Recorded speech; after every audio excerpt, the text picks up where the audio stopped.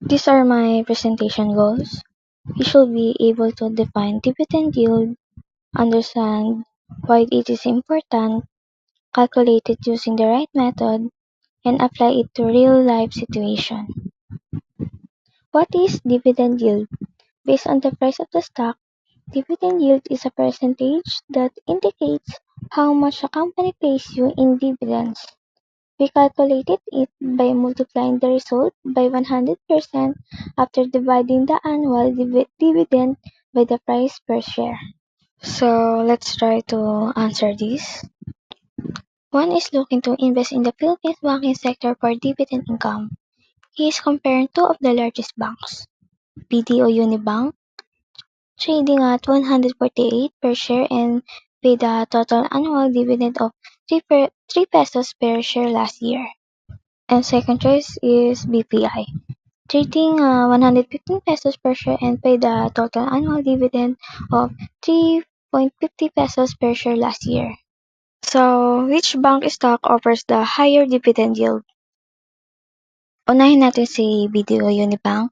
Yung share price niya is 148 and yung annual dividend niya is 3 pesos. So, 3 divided by 148 is 0.02027. So, bale ang gagawin natin dyan, ita-times natin siya sa 100. So, 0.02027 times 100 is 2.027. So, next natin is yung kay BPI. Yung share price niya is 115 pesos and yung annual dividend niya is 3.50 pesos. Ganun ulit gagawin natin. 3.50 divided by 115 equals is 0.03043. And next is ita-times ulit natin siya sa 100. So, 0.03043 times 100 is equals 3.043. So, parang mas higher si BPI kaysa sa kay BTO. Yung pinakasagot dito is yung kay BPI, which is 3.043 kasi siya yung mas malaki yung ino-offer sa higher dividend yield. Okay, next. Maria is analyzing Ayala Land, a major Philippines property developer. Ali often pays dividends semi-annually or quarterly. The stock is currently priced at 27.50 pesos per share.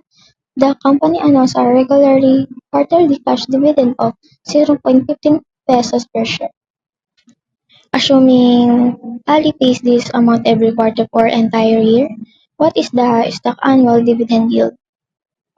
So, ang share price ni Ali is 27.50 pesos and yung dividend niya is 0.15 pesos. Dahil 0.15 centavos siya. So, next is gagawin natin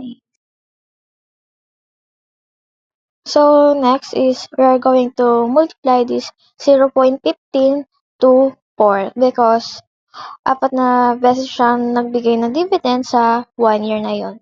So, 0.15 multiplied 4 equals 0.60.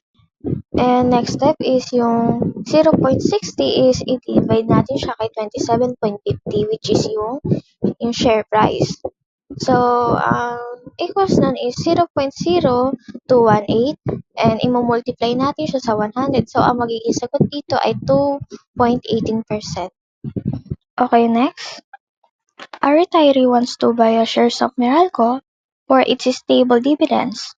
He knows from his research that Meralco paid a total annual dividend of 18.50 pesos per share last year. He checks his stock up and he sees that Meralco's current dividend yield is listed as 4.85%. Based on this information, what is the current market price of one share of Meralco? So, yung annual dividend niya is 18.50 pesos and yung dividend yield niya is 4.85%. So, bali ang hanapin natin dito yung share niya. So, syempre, bago natin siya isolve, may babaguhin tayo kay dividend yield is which is yung 4.85 is magiging 0.0485 kasi percent siya eh. So, need natin siyang baguhin. So, ang gagawin lang natin is i-divide natin si 18.50 kay 0.0485. So, ang magiging market price nila ngayon is 381 pesos 0.44.